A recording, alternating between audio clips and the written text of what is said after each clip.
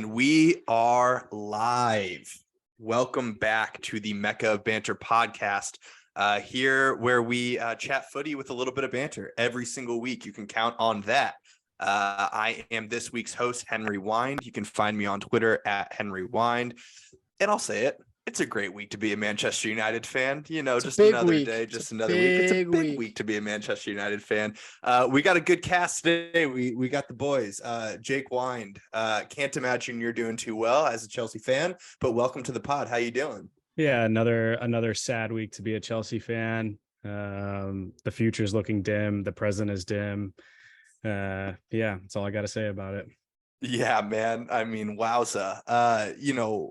I don't think, I could be wrong on this. I should definitely fact check this, but I don't think that we have had an episode yet where all of us have won coming into an episode. Mm-hmm. And as long as a Chelsea fan is going to be on this podcast, we will not have that. So thanks for taking the residential Chelsea fan abuse today. Andy Hoover coming off a big win. How you feeling today?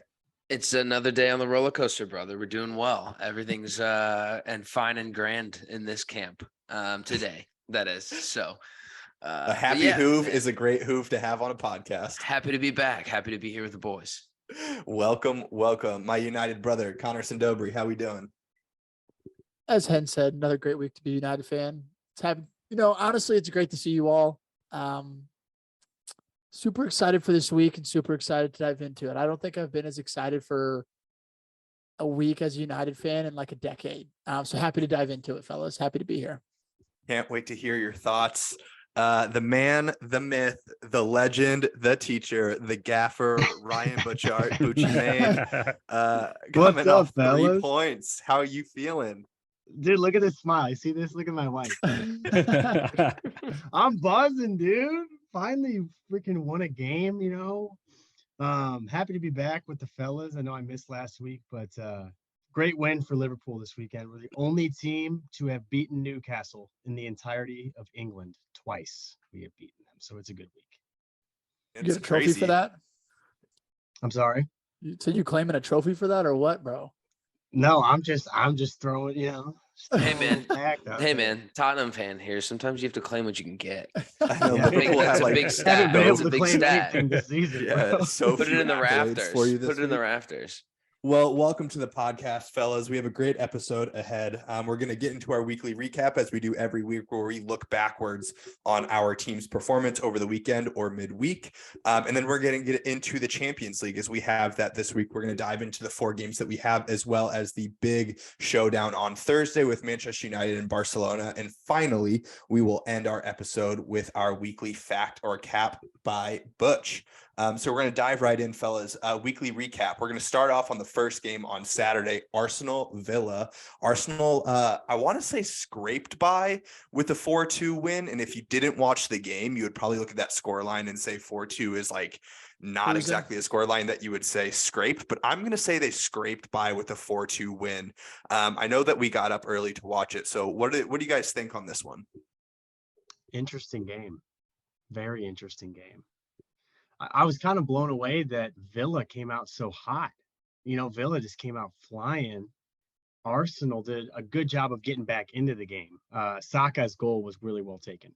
A lot of momentum was kind of flushing Villa's way, and that kind of killed that momentum with that Saka goal.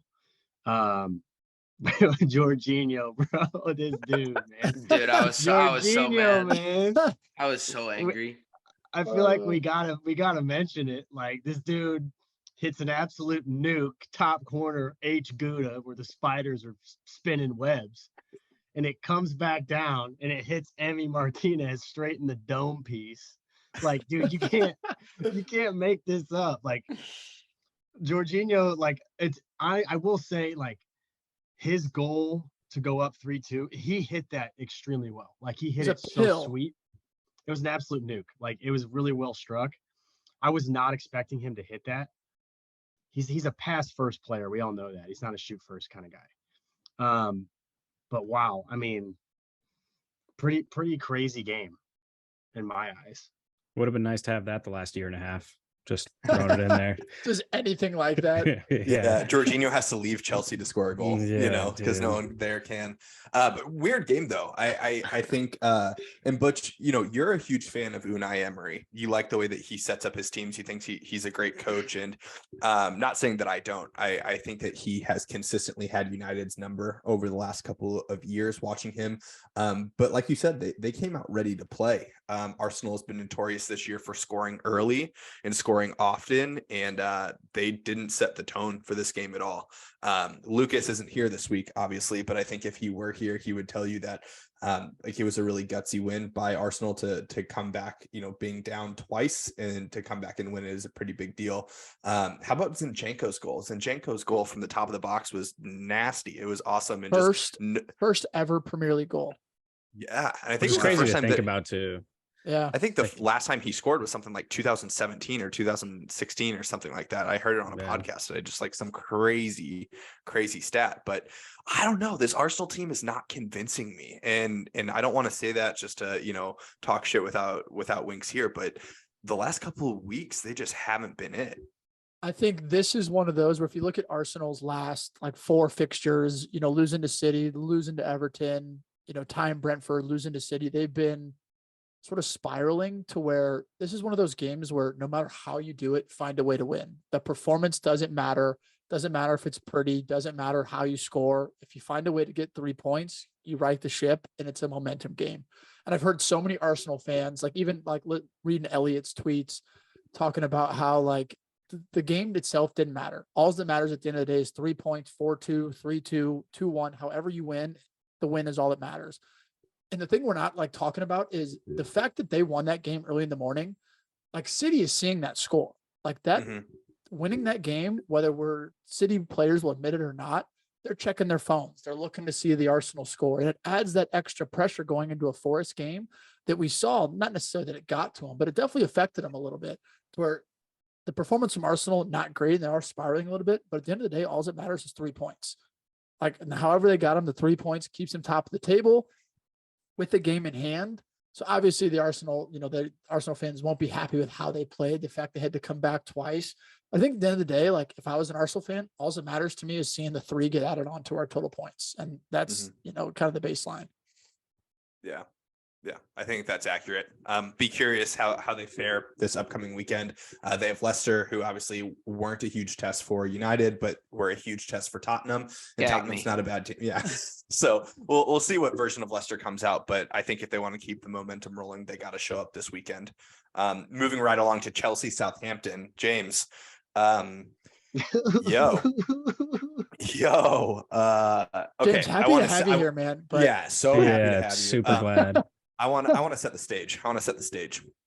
For months, we've sat on this podcast and we've talked about the transfers. We've talked about the money spent. We've talked about Potter. We've talked about injuries. We've talked about those a lot. After what, 2-3 weeks ago, when you all did the Mecca moments, you talked about how now you'll really start to judge Graham Potter and his lineups that he puts out there, and the Chelsea players of how they want to play. And we were laughing last week, you and I, as we were leaving Amsterdam Tavern here in St. Louis after you all lost to Dortmund midweek, that at least you have Southampton this weekend, who is at the bottom of the table. And there's no possible way that you would lose to Southampton.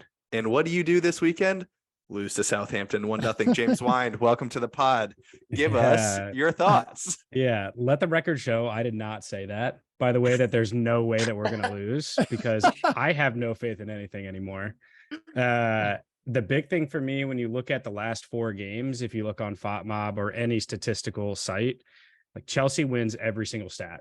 It's the amount of passes, it's the amount of possession, it's the amount of shots, it's the amount of chances, it's all of that. And yet we are one of the worst teams when it comes to scoring goals. For me, it was evident throughout the entirety of the game of great chances that we had.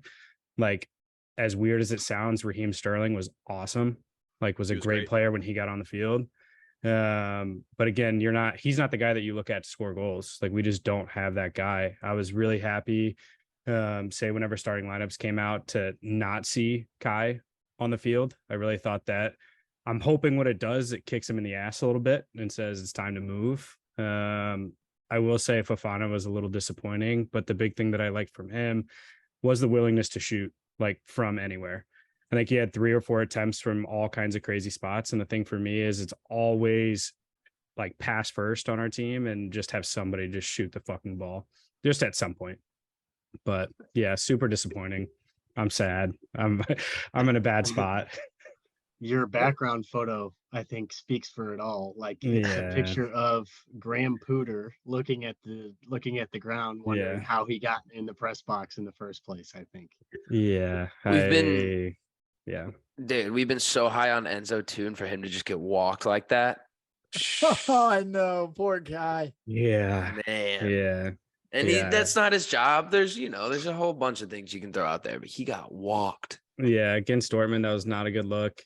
He Like got I walked. think not playing James against Southampton was a little preemptive on Potter's part. I think realistically at this point, like you got to play your dogs. Like you have to get a win. It doesn't matter who you're playing against. Because like now you look at the future and like the next couple of games are not as easy as it was last game. And yeah, I mean, you look at Azpilicueta's foul against Southampton, it's just an unnecessary foul. Which James Ward-Prowse that ability to take the free kick and obviously score on that. So it's tough. And speaking of him, it's nice to see him doing well after getting absolutely smacked in the face. Yeah. I mean, geez. I mean, I'm happy to see him like okay as well, because that's such a scary thing when someone gets knocked out like that. Yeah.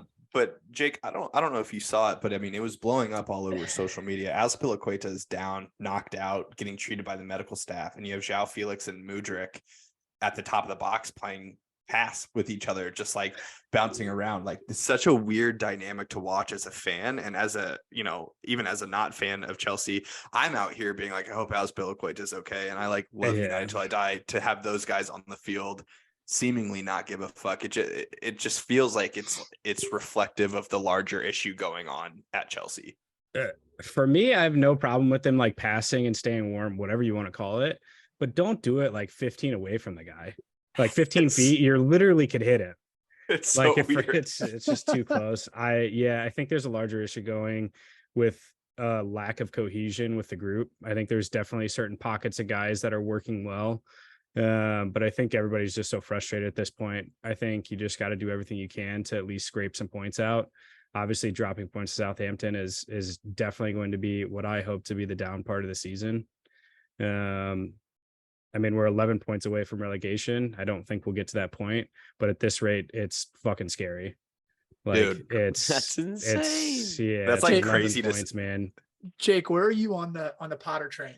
Like, I know it's kind of a I texted this today about like I feel like the Chelsea fan base is not necessarily divided, but like there's so many different sides of give him more time or sack him now. I think it's just a frustration of having spent the money and not seeing the production yet. But like, where do you lie on Pottergate?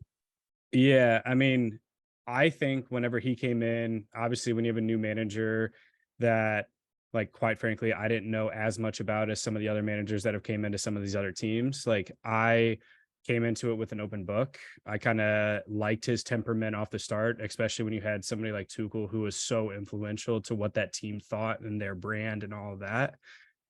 And I think it's gone too far. Like, I think he kind of got himself in a position where, yes, he's like the even keeled, simple guy that doesn't flare up too much and it doesn't become too lackluster or anything like that, but it's starting to lean towards lackluster and just not keep being that voice. And I think there's a term, especially in hockey, that's like you lose the locker room, you lose your power over these guys. And I think that these guys are starting to kind of see that.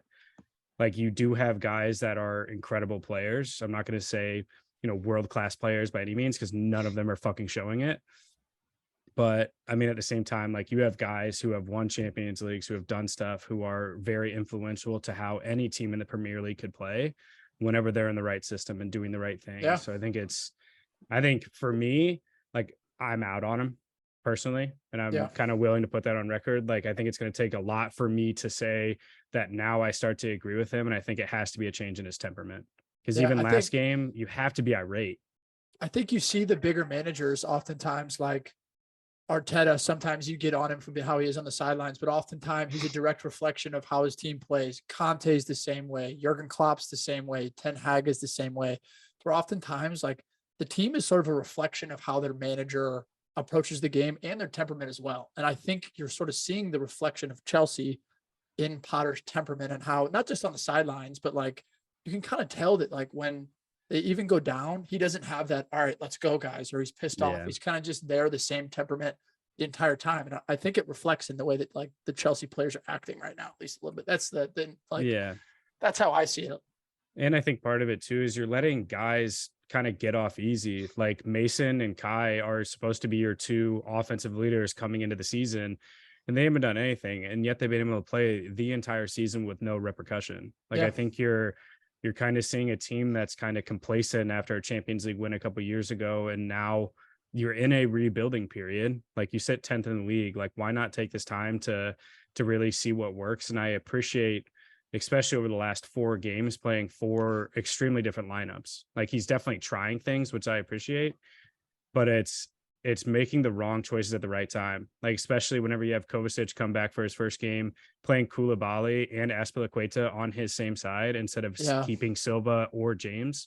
Like, you have to give him an outlet over there, because you see like Badiashile taking up more of that center back position and pushing over and helping Koulibaly some, is just playing it out to Chilwell a lot of times in a stationary position where Southampton's pushing.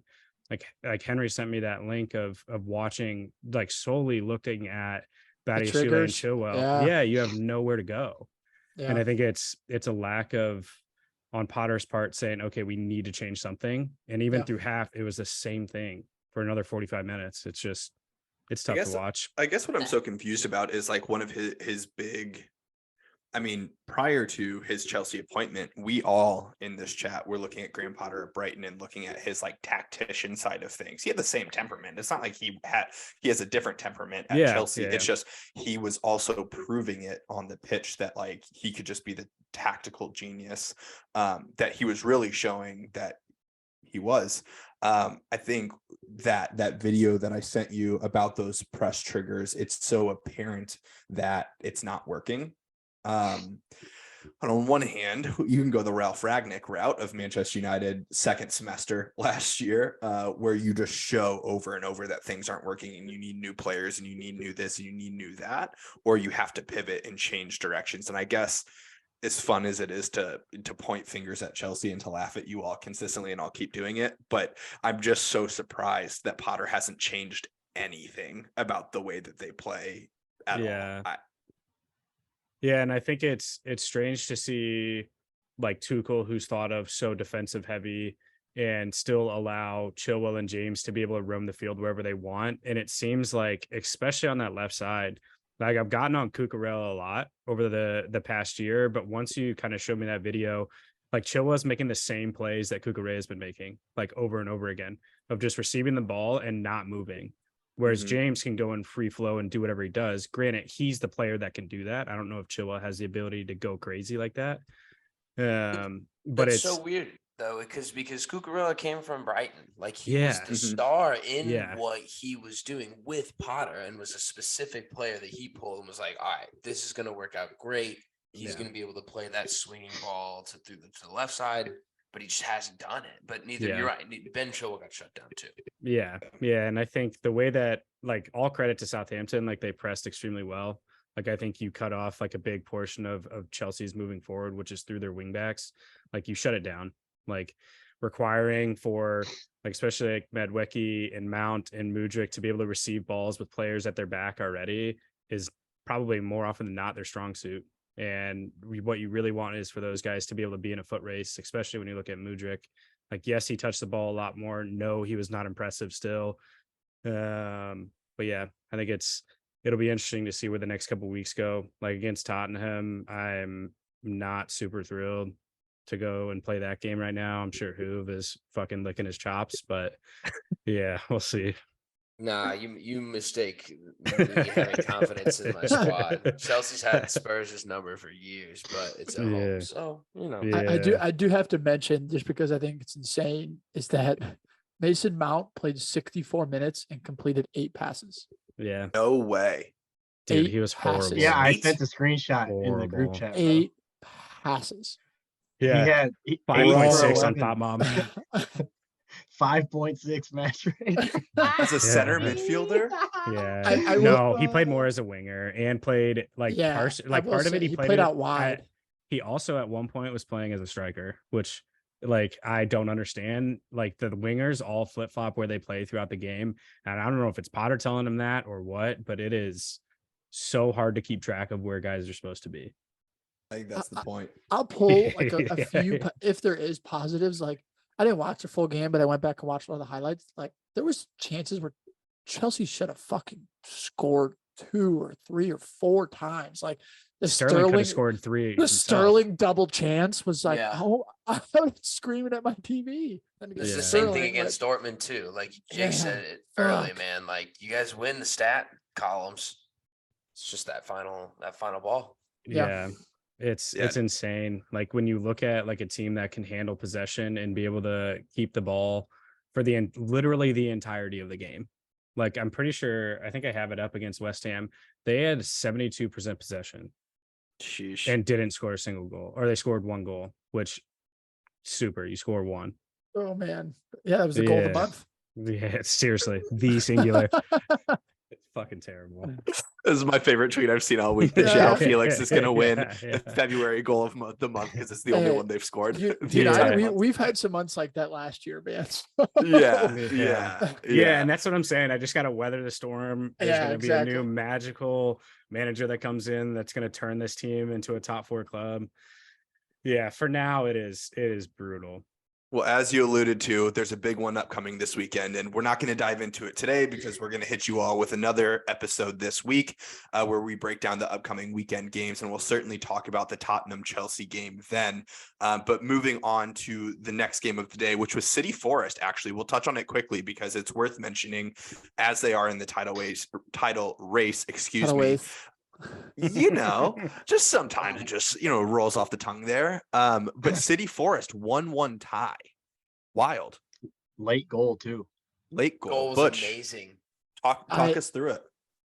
I think it's a huge result for you as a United fan, and it's a huge result for Lucas as an Arsenal fan. There's no doubt about that.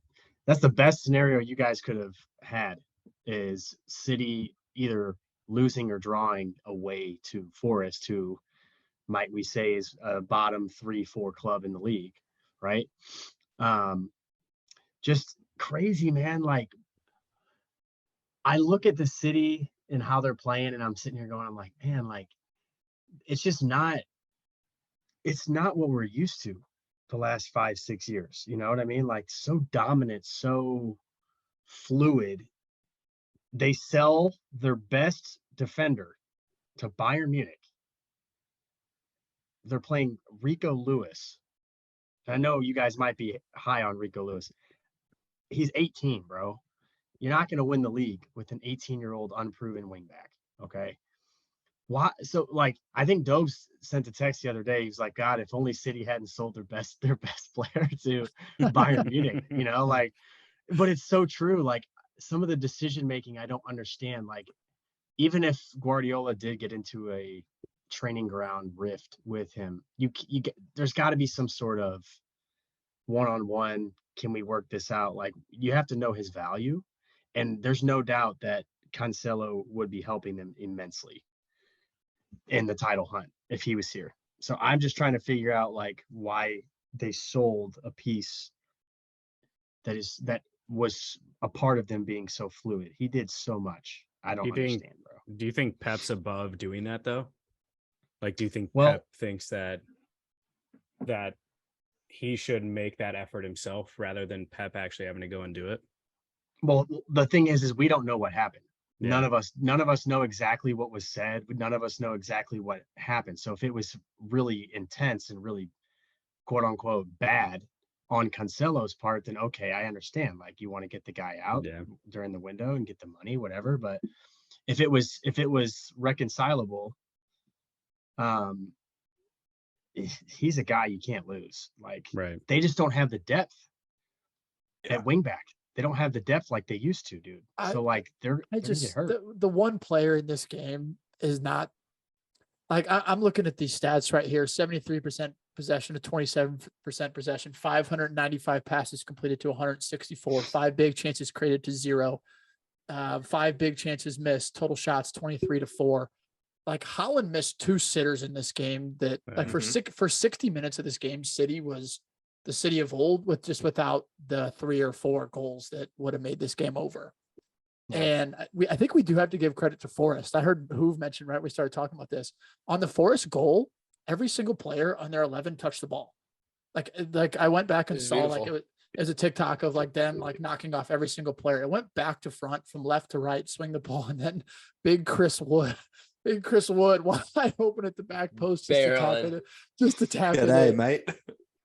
I don't know. I don't know what's wrong with City. It's just you'd think they'd have that killer instinct because they have a team full of guys who have been in a title race, who have been here and done this stuff before, but for whatever reason, it just seems like they haven't been able to put it together consistently. Like even the game before this against Arsenal, like I think Arsenal was the better team for the majority of that game. City just had the killer instinct. So we're so used to City always being the better team and having that killer instinct where it seems like they haven't been able to put it all together at once. Yeah. Yeah. And I don't know, but I agree with you. That's why I said it's not the same City as the last 5 or 6 years, because they're just not as consistent. Like their consistency's dropped. And we all know you have to be consistent to win the league. You can't be inconsistent, man. I don't know. I still think I'm going to make a crazy shout here. I'm curious your guys' thoughts here. I know that Arsenal's on top of the league, but I think City are still the favorites to win the league, in my opinion. Like I still think that City are favorites because their 5 hardest games left, like 4 of them are at home versus Arsenal, where they still have to play some tough games. They still have to go to City. And what I've seen out of Arsenal, I'm definitely not convinced out of them either. I just think strictly because the fact that City has been there and done that, and Pep has been there and done that I have to give the edge to them a little bit. I don't know what your guys' thoughts are there. Yeah, it's a 2-point gap with the game in hand for Arsenal. So let's just say they win that game and it's 5 points with 15 games left.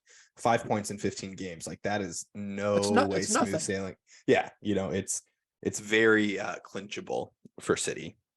And most of the time they're more convincing for me than Arsenal. But we'll see what they have moving forward. I feel like we say this like every week, but it depends on what City shows up. It's so weird to say, but it's true. Butchie, moving on to you, brother. Liverpool found some points this week. A 2-0 win over a 10-man Newcastle United off of a Nick Pope shocker of a red card. Which is great for me and great for the United fan base, because he's going to be out of the cup final when we play them on Sunday. But I want you to have your moment, Butch. I want to clear the space for you, and I want to quiet everyone's voice so you can talk about Liverpool winning a game, because we don't know when it's going to happen again. So go ahead, brother. Have your moment. Here we go. No, I mean, I hope you guys got to watch some of the highlights, or at least watch the game, but we came out absolutely flying. Like we looked so good the first half. We scored 2 early, beautiful goals in the first 20 minutes. Darwin, beautiful half volley. Gakpo, you talk about build up. I hope you guys watched Salah's little ball to Gakpo. Like that was unbelievable. Didn't. Class, just world class. So, we're up 2-0, 20 minutes, and then Nick Pope I don't even know. Like, I was watching the game and my jaw just hit the floor. I don't even know what I saw. I was like, did this dude just bear hug the ball like 40 yards out? Like, what just happened, And I'm screaming red card, and thank God he got sent off. And I'm sitting here going, oh, okay, like now we're just going to open the floodgates. And then in the second half, I told Henry, I was like, it looked like we just got way too comfortable. They were like, oh, we're up 2-0. Away from home at St. James's Park, very tough place to get a win. Let's just ride it out. We did not put our foot on the gas pedal. We just kind of eased off. And then Newcastle had a much better second half. And we looked like our old Liverpool the last 2 months. After, the last 2 games, we started to look normal. So I'll take the 3 points. Like, it's a big win. Like I said, we're the only team in the league that Newcastle's lost twice, and we've beaten them twice. And that's a really good team. So thanks for that. I think we need that. So the Liverpool fans are just grasping for positives. Yeah. Like Liverpool's had 2 wins on the year against who? Newcastle. Let's talk about it. Well, hold up. Come on. No, I mean, it was a big win. I think confidence wise, like when you beat they're top 4, right? They're, right there with Tottenham fighting for 4th. So we're working our way back up. We're 6 points off Newcastle with 2 games in hand. So like, if you think about it, if we win our next 3-4 games, like there's no doubt we're back. We're back in the top 6. We're there, and I think that's a big positive. Glad to see Gakpo finally get his scoring touch. He's got 2 in his last 2 after he almost went James Bond on us, 007. So unfortunate. So close. Dude, so close. I called him a flop like a month ago. Now I'm eating my words. Now he's scoring goals. So, but no, I mean, also Darwin, like super happy for him. Went off injured in the 65th, but he had a really good first half. Like his goal, if you guys haven't seen it, class finish. It was really, really, really top class finish. That's a really difficult skill. I honestly thought he handballed it, and I was about to throw my remote, and then I saw it hit his chest. But again, he's starting. I think he's going to start finding his form. And he actually released a quote. I don't know if you guys saw it. He released a quote yesterday, and he said, "A lot of people doubted me at Benfica because his first season at Benfica, he scored like 8 or 9 goals, I think." And he's like, and in my second year, I learned the system. I got a lot more comfortable, and he banged in 30, 35, 37 goals. And he's like, I feel like I'm starting to finally hit my stride here at Liverpool, and I'm going to be a different person. Like he was really open and honest about it, which gives me hope. Because I mean, if he knows himself better than anybody else, so if he just needed time to adapt, I really hope like the league sees what Darwin can do, because that dude, he's got a good skill set. So we'll see. It's got to be a shot of confidence for you. In the same quote, he talked about Luis Suarez at Liverpool as well, about how his first season, he wasn't like a world beater by any means, but then his second season he popped off, and he like made a comparison to it as well. For me, Marcus Rashford last year was just like non-existent. We were Dubs and I were talking about, like, is it time to sell Marcus Rashford? Do we get him out of United, whatever it is? And then he had an interview where he was on the shop with LeBron James, like over the summer going into this season. And during it, they like asked him about like poor form. And Marcus Rashford was talking about like, hey, that happens. Like it happens, but I'm never going to lose my confidence. I'm still going to shoot. I'm still going to pull the move, because that's the kind of player I am. I'm always going to shoot. And that, for me, listening to that, even though he hadn't yet backed it up this season, like, I mean, he has now, but like that to me was confidence instilling, because it showed me that even though he may not be producing on the field, he's not losing that mentality. And so I read that quote, Butch, from Darwin, and I was like, fuck, I hope that does not happen, because that would suck to watch him just pop off at Liverpool. I hope everything comes back to Marcus Rashford with Hen. I tell you what, some way, shape, or form. As a United fan, I was gonna be like, how did this just go from Liverpool and Hen just brought in Rashford somehow? Yeah. I will say, nice? It's one of those things where, and this is kind of why we have this podcast. Like when a player comes to the Prem and they don't do well, like everybody's gonna jump on them and dog them. Like I will still jump on Darwin when he misses chances. Like, not to say there's not a player there. I think we all kind of like in the back of our heads realized that what he did at Benfica, but that's just what happens when you come to the Prem, is you're going to have to sit there and take the heat no matter who you are. Like Anthony does, like Mudryk will have to, like Darwin have to, like Gakpo is having to. And that's just what happens when you play for one of the biggest clubs in the world, like Liverpool, and oftentimes it does take players like Nunez. Flip it. Oftentimes like the ability to mentally get yourself more ready for it than it does like the ability wise, because we've seen him have the ability, but can he stand up to the pressure that is playing for Liverpool and the history that comes with Liverpool? And so maybe he's hitting a stride, kind of like Hen said. I hope he's not, but at the same time, like it's just what happens in England. You get that pressure put on you, whether you want it or not. Yeah, absolutely. He has all the physical traits. I mean, if he was a pro club build, he'd be scoring 50 goals a game. We would have Darwin Nunez up top every day. I would hate playing against him if he was a pro club striker. The Mecca of Banter. I just want to give a shout out to our listeners here. our Mecca of Banter Pro Club, guys, we're popping off. Division 2, dude. We are popping off. We haven't been relegated. We gotta get a Twitch stream for our pro clubs. Somehow we gotta get the Zoom. Yeah, we gotta get everything. But we'll get back to you here in a little bit, Butch, because we're gonna preview your Champions League game. But moving on to the mighty Manchester United with a convincing 3-0 win over Leicester. Dobes. And I'm gonna let you go first. You couldn't let Butch finish his Liverpool talk. I know you're eager to talk, so I'm gonna let you go first here, dude. And then I'll follow you, dude.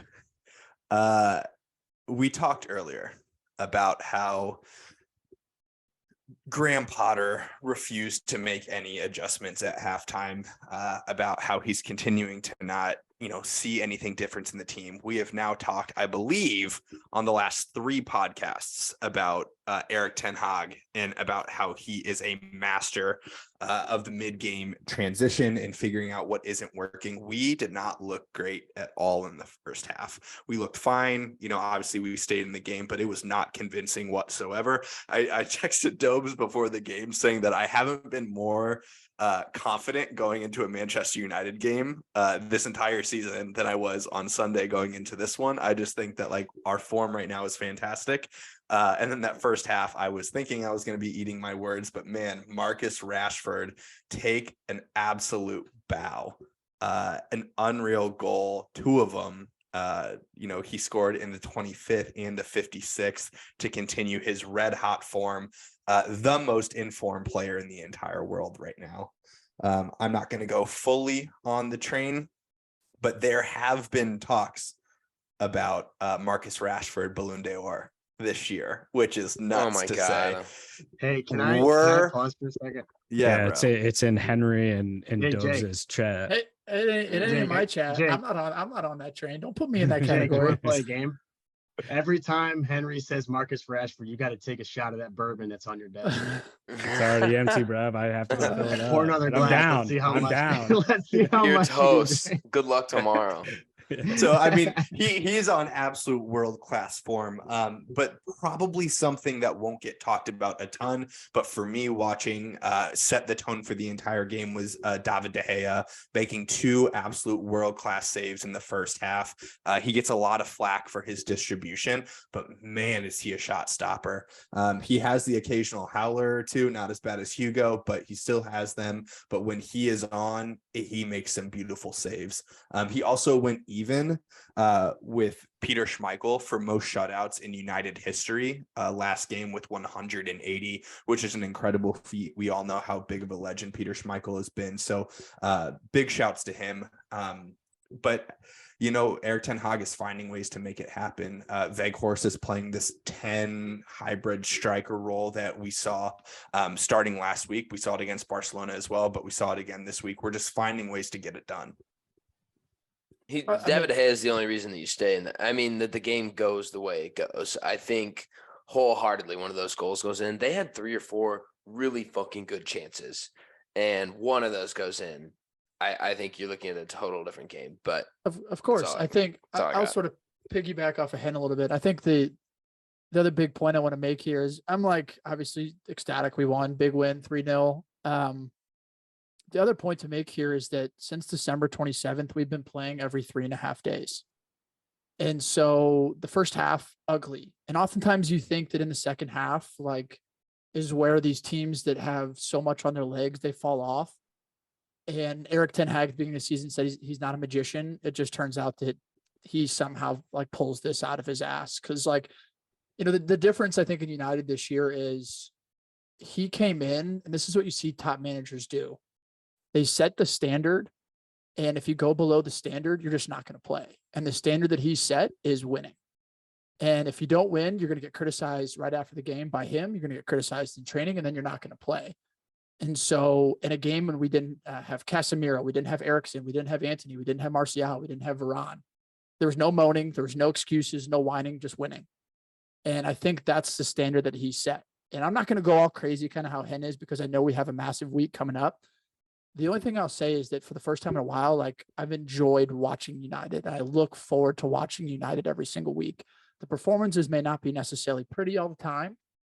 But what Erik ten Hag has done is we're not playing the style of football that he wants us to play and what we'll play in 2 years. But he's come in and he's instilled winning. That's like when Hen said he texted me saying that he's the most confident he's ever been. I literally responded to him saying, I'm the exact opposite, because we didn't have all those guys. And so you just don't know how long this team can continue to churn out results. Obviously, I'm happy we are, but at the same time, I'm just going to enjoy this ride, because we came from a team last year that was the worst United team probably ever statistically. And now we're to the point where after April, I think it's August 16th, we have the more points than any other team in the Prem gained. Like, we lost those first 2 games against Brentford and Brighton, and then we got more points gained than anybody else in the league. So I'm obviously high on United, big week coming up. I'm not one of those that's going to say we're, as much as we're 5 points off top, whatever we are. I don't think the title's in our future. I'm just content with where we're at right now and where our team's going, and especially where the club is going. So I kind of piggyback off of Hen. I'll let Hen kind of get on his knees for Rashford a little bit. Obviously, I'm excited for him. But I'm more just excited to actually enjoy watching United every single week versus dreading it last year. You know, earlier Henry said Liverpool was lucky to find a few points. And I honestly feel like you guys were this week too, because that first half, and this, I'm just showing a little love to Ten Hag, but that first half, you guys were so lucky to not be down 2-3-0. Like, Dave did save. Dave did save.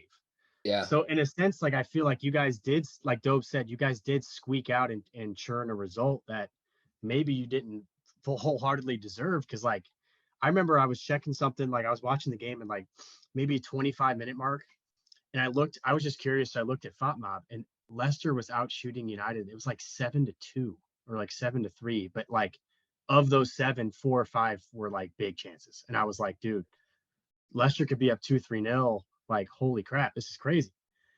But when you have, obviously De Gea is a great goalie, but when you have a guy like Ten Hag, and I'm going to give him his flowers because he is a phenomenal coach. When you have a guy like that can make the adjustments, dude, and get a result, you guys are very lucky to have a coach like that. Because I know a lot of clubs. I think the unsung hero, and he won't get any praise from anybody because he hasn't scored, and he hasn't had the assists, but like, you guys are going to think I'm crazy when I say this, but I don't think United is the team we are right now, at least the way we're playing, without Weghorst.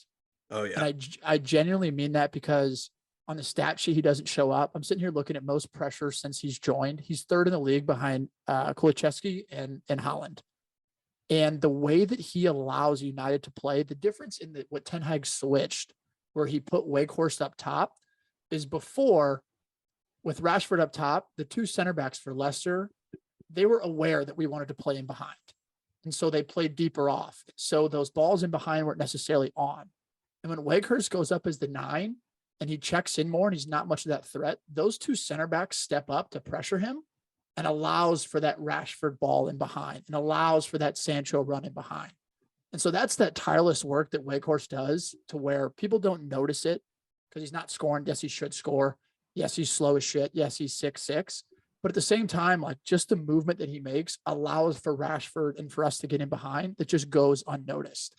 And also, I just got to give flowers to Sancho. I think the one thing I want to say, and it's Saka as well, the response that you've seen from Saka, Sancho, and Rashford after what happened at the World Cup, or was it the Euros? Excuse me, the Euros. Yeah. To where they missed those pens and they could have just flopped. And you've seen Saka be one of the best wingers in the world. Rashford be one of the best wingers in the world. Sancho's not quite there yet, but the mentality those 3 guys have had just to get back to where they are now is outstanding. So I have to give them their flowers as well. Yeah. I loved that goal that he scored. I thought it was a beautiful team goal. I'm excited for Thursday. We'll dive into that a little bit, but Hoove, round us out. We have a Tottenham win over David Moyes' West Ham, 2-0. I tell you what, man, it's Christian Stellini, the assistant coach. We got something there, and it's isn't he undefeated? Dude, isn't he undefeated?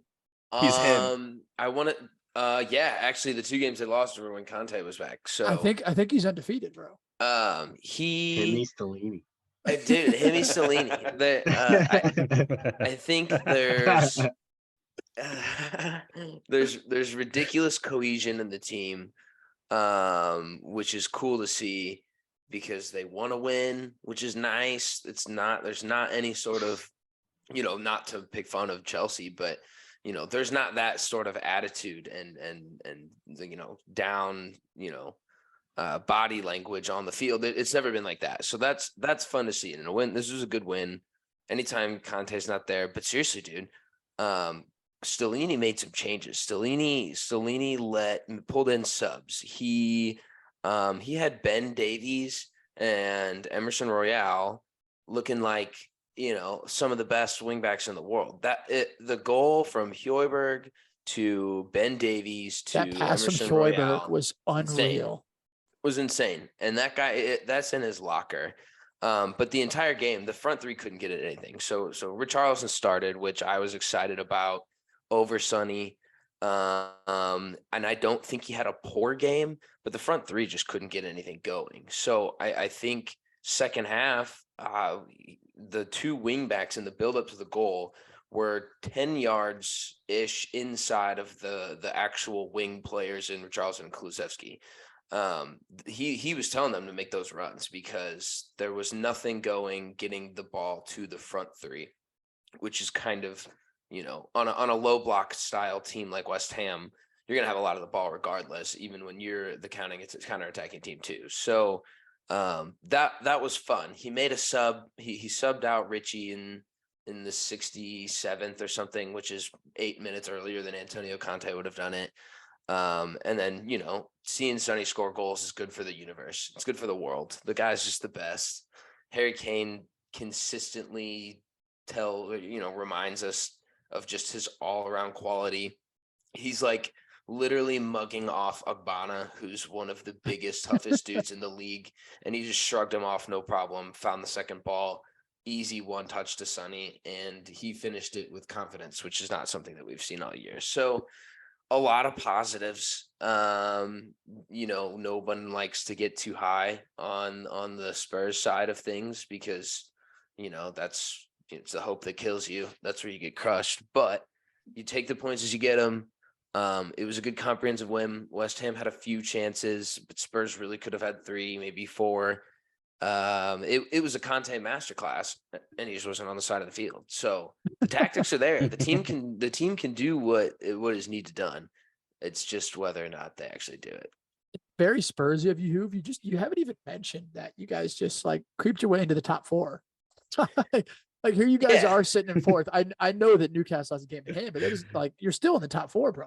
Yeah. We're you're happy about it. Like I keep coming back to the point of Spurs, for how they've played this season, are doing really well and just really realistically shouldn't be where they are, but they find ways to win games sometimes. And, I think some players are starting to play better. All we had to do was go out and buy a world-class right back for Emerson Royale to figure out that he was one too, actually. So that's been fun to watch. And he's another one of those guys like, dude, he's vibes FC. Everybody loves that guy within the team.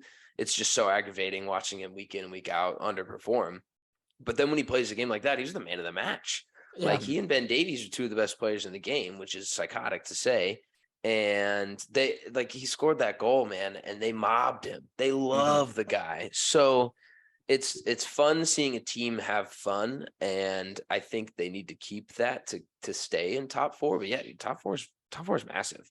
Newcastle at best has 1 point out of that game in hand because all they do is draw. So let me ask you a question, Who. And this is, I follow a lot of footy Twitter, and I was following some Spurs Twitter, but obviously you probably know who's the reliable, who's the trust. A lot of Spurs Twitter has been saying that Sonny's better off the bench, at least right now. And I'm curious your thoughts to that because, I mean, yes, he did come on, he scored. So obviously it looks that way, but I'm curious your thoughts moving forward because we saw what Sonny was last year and one of the best wingers in the Prem. So I'm curious your thoughts now.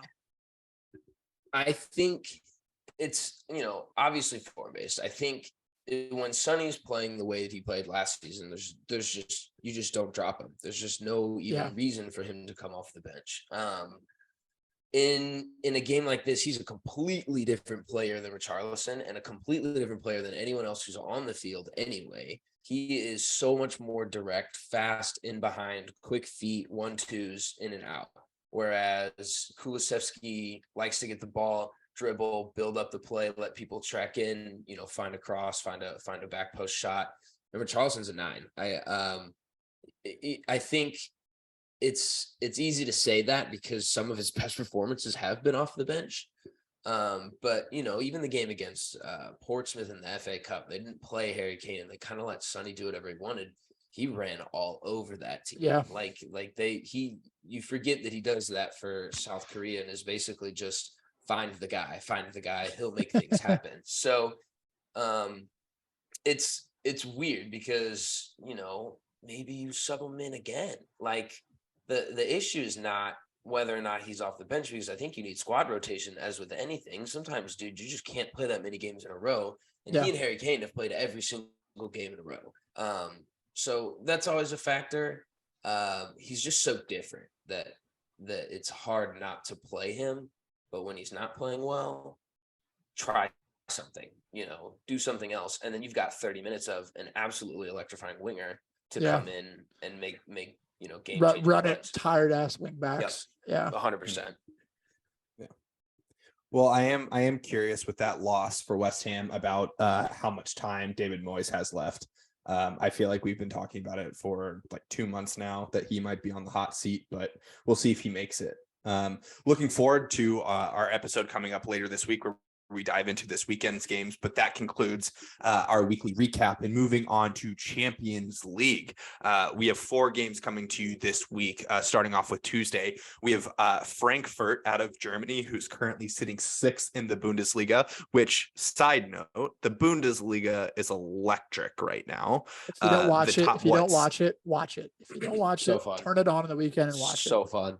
The top 6 or 7 teams are separated by like 3 points. It's so fun, but Frankfurt against Napoli, which Napoli, we don't cover the Italian league too much on this podcast, but take a gander over on the Italian Serie A. They're 18 points clear right now at the top of the table. They have it locked up. They were the team of the tournament in the group stages of the Champions League. They beat everyone and beat everyone by a lot. I can't imagine this game being anything other than a Napoli win, but is anyone in disagreement of that? I think we have to sit here and why are we talking about as Napoli as the best team in the world? And I like most consistent, but week in, week out, Osimhen is world class. I don't even begin how to say that guy's name. How do I say it? Starts with a K. Somebody give it to me if you know it. That guy. Number 77. Dude, he scored another. I watched the game this weekend. He scored another one. Insane. I've never even tried to pronounce his name, but he's also insane. I genuinely think there's a shout for them as the most informed team in the world right now. Absolutely. Every single player on that team is him. They're all himmies, bro. They're all himmies. We got Himmy and we got Kimmy in the back. Dude, they're unbelievable. But their style is so fun to watch. It's electric. The philosophy that coach has instilled in that team, they are just electric football. Unbelievable. It'll be a fun watch. You have Osimhen up top that you mentioned, Dobes. He's scoring goals, and he's scoring goals of all different kinds from all different angles.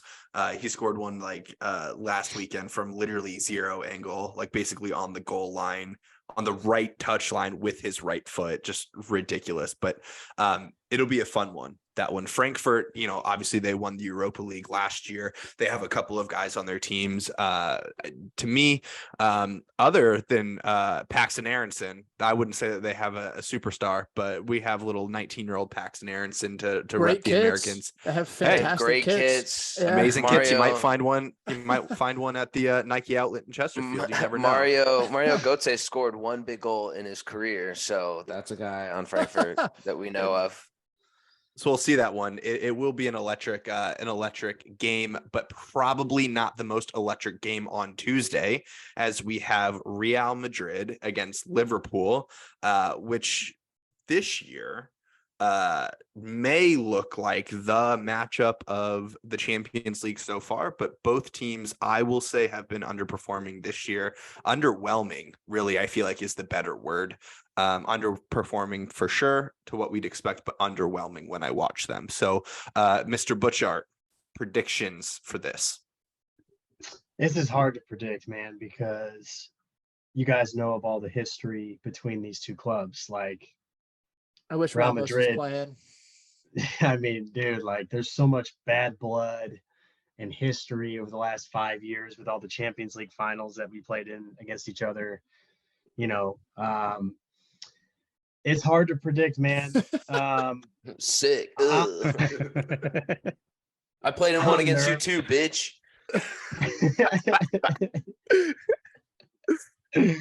I'm sorry, bro. You know, the thing that scares me the most is the midfield, because I've been bantering about this all season on this podcast. Like, our midfield at Liverpool this year is so underperforming, and Thiago's still hurt. So if we don't have Thiago playing in this game, it's like, well,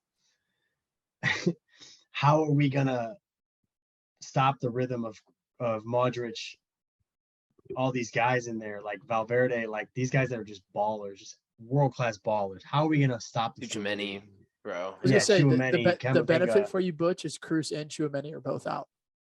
And that's still, but the depth, they're gonna slide Valverde back, and then they're gonna play Camavinga, It's like, Modric. Yeah. you know, it's just so difficult to stop the Real Madrid midfield, like the last 10 years have been for many clubs. So can we score? Yes, I think we can easily score in this game, no doubt. But it's really going to be a matter of, can we keep them off the score sheet, and can we just really disrupt their rhythm? Because if we can't, we're in trouble. We are in severe trouble. They got Big Benz up top. They got Vinny Jr., freaking 99 FIFA sprint speed out there on the left. They got Rodrigo on the right. You know, they got some pace. They got some dogs. So I'm a little nervous, dude. Jake, what do you think, bro? I think it'll be really fun to watch. I think it'll be really fun to see how the guys play, especially for me, seeing a Real team that hasn't been quite in form as of late, and then seeing a Liverpool team that, you know, finally got a win. Who knows how that'll propel them for the next game. Dude, I think we talk about the second half Liverpool team. If they show up, the team that was against Newcastle at any point against Real Madrid, I think we're talking blood. But the thing is, that's weird. It's like, I'm watching Real Madrid over the weekend, and they're not good right now. Like, I mean, bad. There's something about Madrid in the Champions League. I know. Like Carlo, just a little Carlo magic, Ancelotti. Yeah. Also, I'm looking at the lesser two evils, bro. Vinny versus Trent. That's what I was going to say, bro. Yeah. That's the matchup that we are going to watch. Dude, Trent's going to send him for a freaking chili dog. I feel like it's been far too long since we've talked shit on Trent Alexander-Arnold's defending, and this Tuesday is going to be that day. I'm pretty confident we did last week. Like I said, far too long. We can't go 7 days without it. Come on. Butch, what's the deal with Nunes? So is he out for tomorrow? Like, I know he came off. I was injured. reading. FODMAP listed him as doubtful, so I don't. Yeah, no, yeah, that's a good shout. I was reading today. It does not look good for him tomorrow, which also is a big blow. But we did get Jota and Firmino back, so we have 4 options up there. If we start Jota, I would not be upset about that. I think Jota's always been a really good player. So is this his first game back? Well, he's come off the bench the last 2. Yeah. So I think he's ready. Shows for 90. how much I've watched Liverpool. Yeah, he's ready for 90, which means Gakpo might play off the left. Who knows? He might keep Gakpo in the middle. I rate a healthy Jota too. I like Jota too. I was just Jota's a dog. He's a fun player. Yeah, he's a dog. So if he's back and he's ready, like, he could do some damage, man. But they got Big Benz, bro. Mr. Kareem Champions Big League. Benz Benzema. And The guy is Benzema just as well. a dog. You know Benzema's gonna make something happen. So I'm nervous because our freaking Joe Gomez, shit, dude, Joe Gomez is not it. So if he starts in this game, oh my god, dude. Said shit. Shit. Butchie, can you give us a score prediction for this game? Oh, shoot.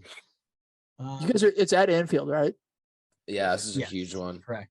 And that's why, yeah, who's right? Like this is it. Like we have to get some kind of result in this leg. I'm gonna take. I'd be really happy with like a 2-1 win at home. We are not going to shut them out. I don't think we're shutting them out. They're going to score. I don't think it, like I said, Joe Gomez, it's right there. 2-1 Liverpool. Mo Salah Tasty. with a deuce. Oh man. That's big. I was going to say like 1-0 Real Madrid with a Benzema pen. Cap. I feel like it's going to be a brutal game. I think that's a great shot. Moving on to Wednesday, starting off Wednesday Champions League, we have Inter Milan versus Porto. Who wants to take this one? That's a tasty tie. Anytime you play these Portuguese teams, bro, they're dangerous. Mm-hmm. They're dangerous. And I don't think Inter is where they want to be either. Especially after the season they had last year. Yeah. There's guys underperforming. There's guys not performing. There's guys not playing. Lukaku's a ghost. I was going to say, I'm just going to take Porto because Inter still has Lukaku. I think Porto might be a great shot. They're dogs. Yeah, this is a tough tie, bro. Like Inter Milan's, they got some good players, but Porto, dude, they're good, man. I'm gonna go 2-2 just for fun. Just for the goals. Just for goals. Yeah. I probably will watch City, so I'm gonna go 2-2. The last time Porto didn't win a game was January 7th, and they tied 0-0. November 25th before that, tied 2-2. These guys just win games. That's a crazy stat. Phenomenal coach, by the way. I mean, they punked their group in the group stage, dude. I mean, I don't know. I'm with Porto, frankly. I'm gonna second that hoof. I'm going Porto as well. Love it. The Mecca of Banter with Team Porto. Yeah. Team goals. The saucy one of Wednesday is going to be Leipzig versus Manchester City. A Manchester City that we believe is throwing everything into the Champions League. It's a do or die tournament this year around for Manchester City and Pep Guardiola. I don't think that Leipzig are going to be a pushover. As we mentioned, the Bundesliga is on fire this year, and they're up there. And Nkunku is officially back. He came on, over the weekend and had an assist, just back to business as usual. And they're playing a crazy, like a 3-4-2-1 lineup like they always do. And it's fun to watch. So I think that City are the favorites. Actually, fun fact, of all of the 4 games, there's only 2 teams that are like favorites of the entire weekend or the entire Champions League, which is Inter Milan and Manchester City. So Manchester City technically is the favorite, but I do think that it's going to be an absolute game. Damn shame I can't root for Nkunku anymore. I used to love that guy. I know. He was so fun to watch, bro. I'm pissed. Jake's over there. That one. So dumb. I'm very excited for the future Chelsea man. Yeah, it's so dumb. Dude, something in my gut I think City's gonna just come out and fly. I don't know, man. Something in my gut's telling me they might be all in, like you said. Huh? You think they roll? Just like I do. 3-0? I just meant like I think they're gonna come out and have just a monster game. Like I think you could be right in what you mentioned earlier. Like they might be all in on the Champions League to where like we haven't seen the best City this past month, but maybe this Champions League game gets the best out of them again, and they just get absolutely like a released. You know what I mean? I don't know. That's just what my gut's telling me. I think City let up goals. I think there's goals for this one. I don't have a game prediction as much as I do just think Red Bull have been on a streak for the most part. They've been playing really well, and they score a lot of goals when they do. As do City. So I think, City's attacks, just no one's in the world is stopping them. It's just whether or not you can, besides Tottenham Hotspur, but that's a different story. But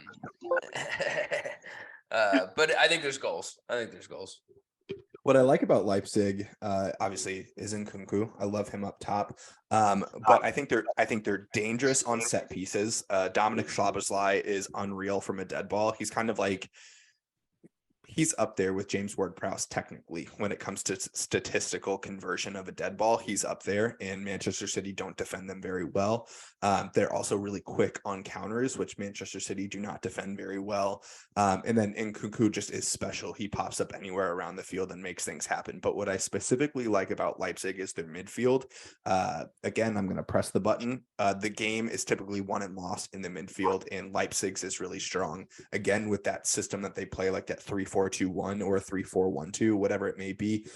It's really compact on the inside of the field. A lot of those midfielders have the exact same profile where they're just aggressive. They're ball winners. They're nothing flashy. They're going to go into tackles. They're the guys that everyone wants on their team, but they may not be going for like 60 million, 70 million, but they're ball winners. Tyler Adams used to be there. Sabitzer used to be there. Just ball winners. They really like it. So I think that this will be a good test for City. But kind of like what we said about Benzema in the Champions League, Haaland's kind of that guy as well. His scoring record in the Champions League is disgusting. The best conversion rate of games and goals in the Champions League in history. So it'll be fun to watch. Going up against my guy Guardiola from the World Cup. Very true. That's my dog. What do we think predictions here on this one? 3-1 City. I'm gonna go 2-1 City, but I think this generally on paper this isn't like the best game of the round, I guess you could say, with just the Liverpool Madrid. I think the potential has to be the best game, at least in terms of what actually happens on the field, because Leipzig is no slouch. Kind of like what you're saying, Hen, and City isn't exactly like we've all kind of like said. City's not the City that we've seen for the past couple of years. So I could see this being a very good game. I'm going to go like 2-1 City, which would be a massive result because it is away. I think for that reason, I'm going 2-1 Leipzig. I think it's going to be an upset. I second that. Yeah, I second that. And Nkunku gets at least one. Yeah, it's just points, man. Butchie, what about you? What are your thoughts? Oh, Butch, did you mute yourself, bruv? Did you mute yourself? We lost him. But in the technology issues this kid has, man. Butch, take out your AirPods, man.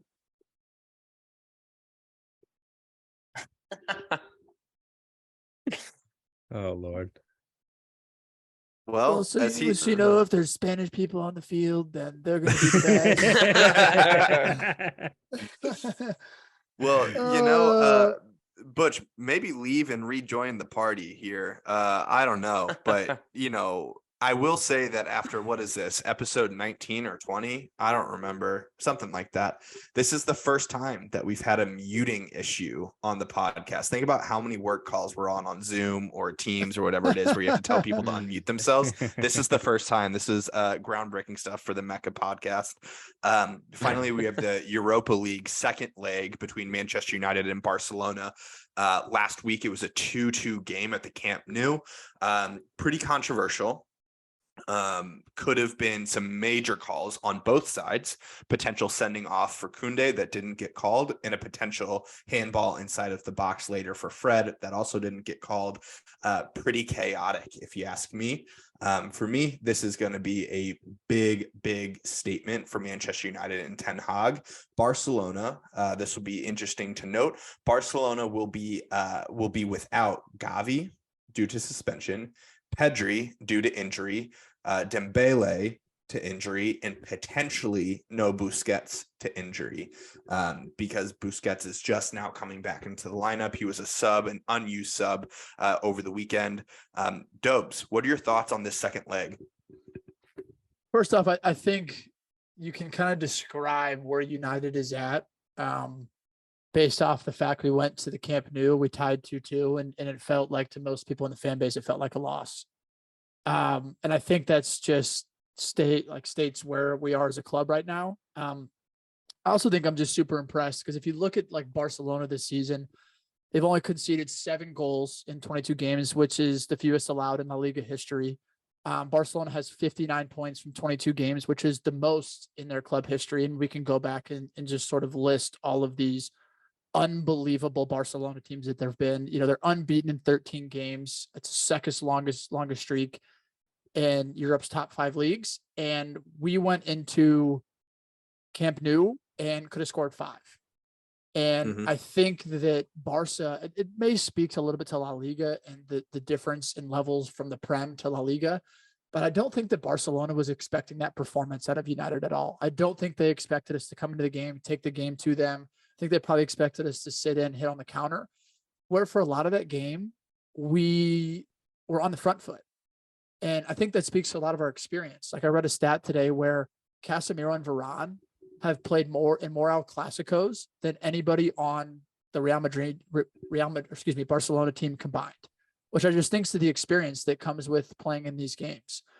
And so I think when you sort of break down to the second leg, I think the having Martinez back, hopefully having Antony back, and actually being able to see a Casemiro Sabitzer midfield for the first time with the combination of Pedri and Gavi being out, probably no Busquets, I definitely like our chances. And I also think that Eric Ten Hag has made Old Trafford a fortress again for the first time in so long, to where we play on the front foot at home. We play better soccer at home. And I'm honestly pretty confident going to this game. This isn't to by any means like slight Barcelona, because I think if they were to catch us, like nobody's be like, it wouldn't be necessarily a surprise. It'd be definitely a letdown for us, but they have also been absolutely outstanding this year. So I'm super excited for this fixture, but I'm more excited just to see United as a full squad, hopefully for the first time in forever, which even without that Sabitzer in the midfield last week and Martinez is a back we know we played better with, we still went in and tied 2-2, and at least I was pissed with the result. So very excited for Thursday, and I think this has the potential to be a defining sort of moment for United to knocking out Barcelona. I do have to throw out the stat because, yeah, we're going to get shit. Yes, it is the Europa League. I want you guys to know that, yes, it is the Europa League, but at the same time, if we're kind of diving into how many people watched the Europa League, I think it was something like 13 million people watched Chelsea versus Dortmund. I think it was something like 113 million watched the Super Bowl. 116 million people tuned in to watch a Europa League game. So as much as it is Europa League, yes, we don't want to be there. The 2 biggest clubs in the world we're going at it, and the world definitely cares. So as much as you guys want to give shit about the Europa League, the rest of the world cares about it. I'm gonna give stat. I'm giving a lot of credit to those psychotic Barca fans, but yeah, you can take that, sure. I will happily take it. Not only take it, I'll eat it up. Man, Nick Haflinger, I can just hear his voice now talking shit about the Europa League. But the fact of the matter is we have a huge game on Thursday, and it's fun to watch that vibe. I want to get the fellas. I want to get the fellas' thoughts real quick, because I don't know if you guys watched the United Barca game, but like as a neutral, it was an electric game. It had everything you'd want, had controversial, should have been a red, should have been a pen. So I'm curious, like as a neutral's perspective, what your guys' thoughts are on this game Thursday. I think those guys that they don't have are huge. I think if you've got a majority of the core that you've already have, frankly, that's a good result at Camp Nou too. It's going to be tough, I think, for Barca. And I do, they do have as many points as they have. I know you mentioned that stat, and amongst the teams that they're compared to, they're not comparable. I think La Liga's not as strong this year as it's been I'm with that for sure. Yeah, I'm with that for sure. I still think it's, you're what are they, like 6 or 7 points up clear of Madrid. That's still, something to take credit for. And it's a better Barcelona team than we've seen recently. So I think that's, I would be feeling good. There's a huge, where my mental is at. If my team were to go to Barca and come back 2-2, I'm thinking, fucking hell, bro. Yeah. I'm eating that up. We're going home. All that takes is a scruffy, 1-0. But I think you guys have I think you should win. I think you should win wholeheartedly. Like, going into a 0-0 match at home against a hindered Barca side, that's a game with the form that you guys have been in. You should win. I'm with that. Yeah, Butch, give me your go ahead, Jake. Sorry. just to cut in, I believe Busquets will be ready to play. Xavi yesterday, after their match against Cadiz, said today he was ready to play. He should be good for Manchester. So just throwing that in the mix. Yeah, at least for me, I think it's a Manchester United win, as much as I hate to say it.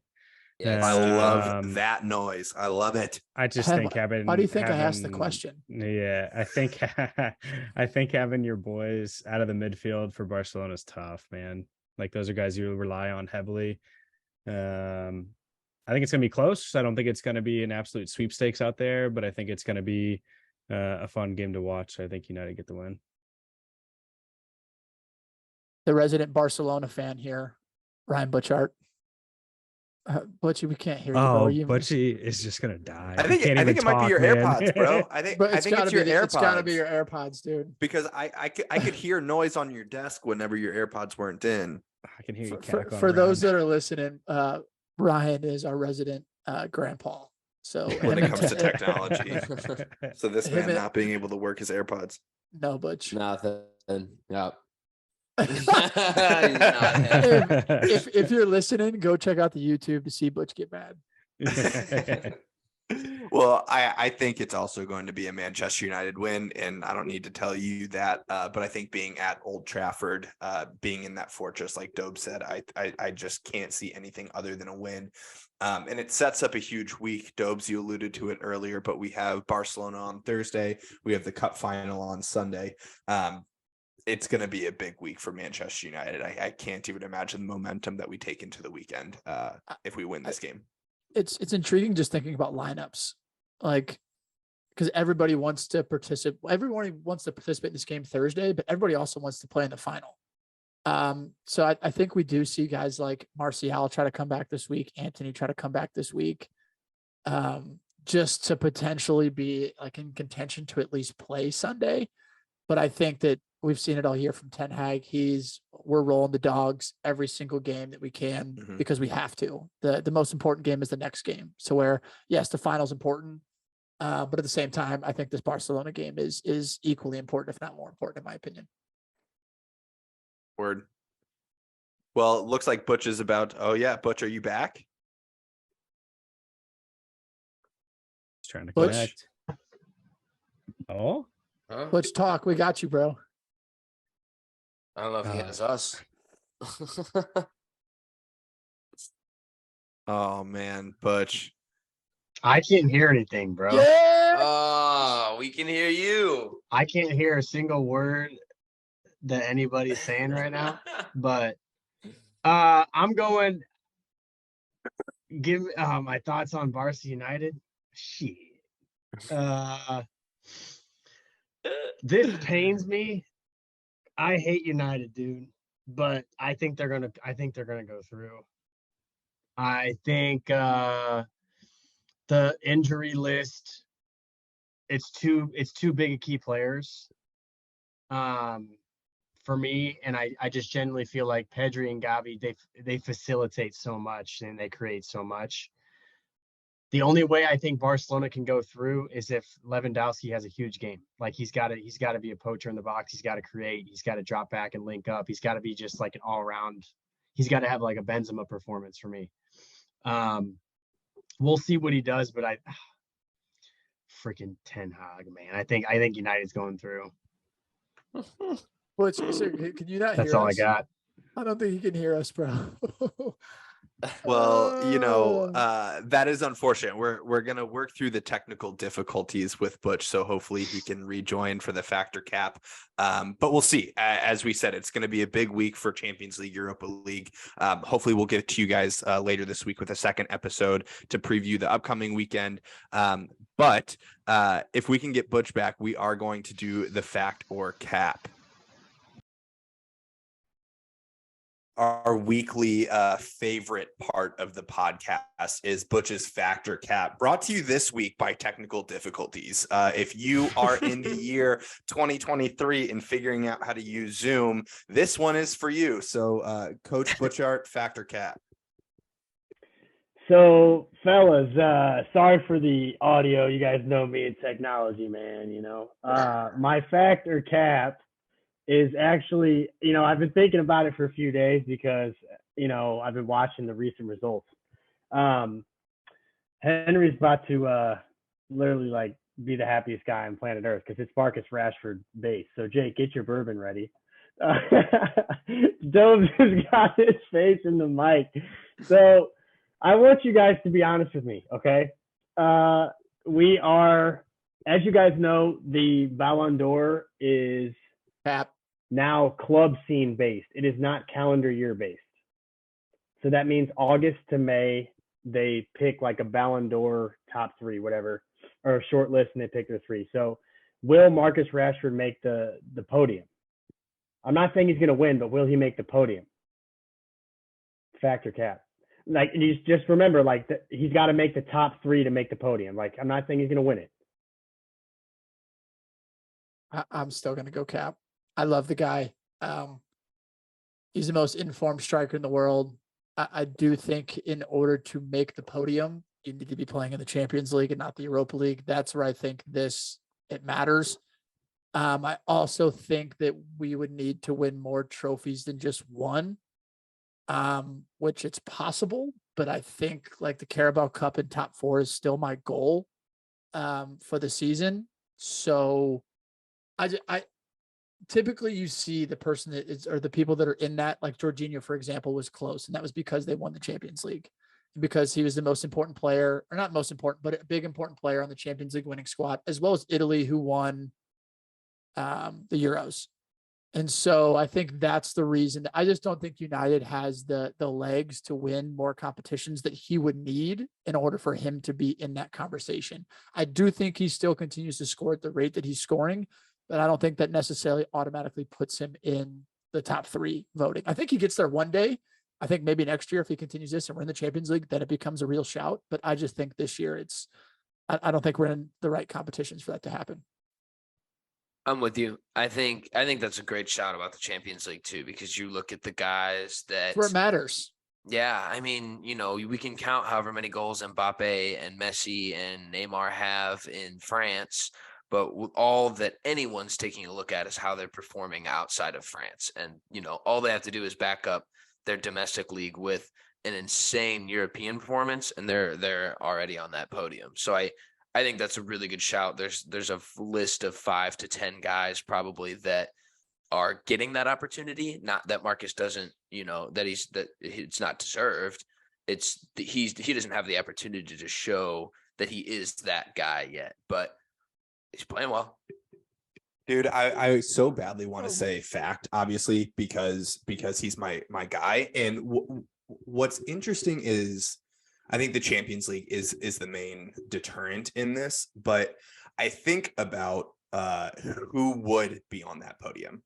Messi is the clear one, obviously coming off of the World Cup and everything that he did this year. But mind you, since the World Cup, Marcus Rashford has more goal contributions than all 3 of those guys put together. He has more than them. So that's a statistic that's pretty crazy. I just don't know who else would be up on that podium right now, because Haaland, let's say that City don't win the Prem and they don't win the Champions League. PSG very well could be knocked out of the Champions League like this round. I still think Haaland's on there. I wholeheartedly disagree with that. I think if they bottom out of everything and he scores 40 goals. Yeah, you think so? Yeah, I think that's hard to deny.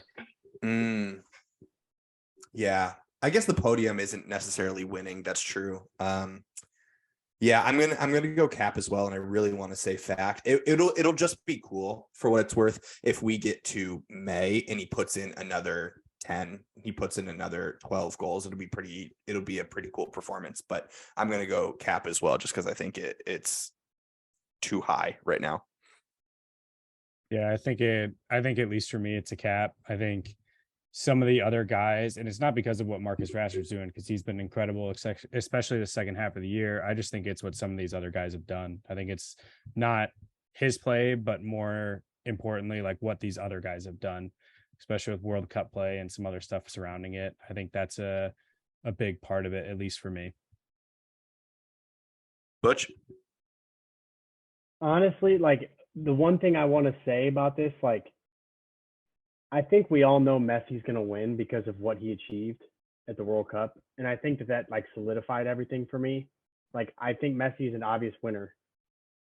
Mbappe will probably be there. But like that third spot, like it's hard because like Holland has done some amazing things. Like there's some players who've done some big things. But like Marcus Rashford, like he scored almost every single game he's played since November. So that's pretty incredible. So I mean, my only thing was if he does this for the rest of the year until May, where he's scoring almost every day, like there's no doubt he will have a shot for that third spot. Like, but if United win some trophies, he's in. I think he's in. But that'd be incredible. Nobody's beating Messi. Messi's winning it. It's already over for me. Yeah, I think that's pretty well decided. Well, thank you to everyone listening. Thank you to the fellas for this week's episode of the Mecca of Banter podcast. Again, follow us on all of our socials. We are live on the TikTok, on the Instagram, on the Twitter. As always, if you hear something that you want us to react to, if you want to see some things that maybe you're not seeing on the channel, let us know. We love interacting with people. What we found is on TikTok, people are incredibly fragile. And as this is the Mecca of Banter and not the Mecca of hugs and kisses, as we've alluded to several times, it is amazing what a one-word comment on a TikTok can send people into a spiral on. You throw an overrated or underrated or Potter out on a couple TikToks, people start losing their minds. I'd be lying if one word hasn't sent me into a spiral sometimes. So yeah, we heard Arnautovic 6 months ago and we went into a spiral. So an absolute spiral. So fellas, good job this week. Excited to listen to this one back, and we'll catch you later this week. Cheers, y'all. Yeah, cheers, fellas. Good.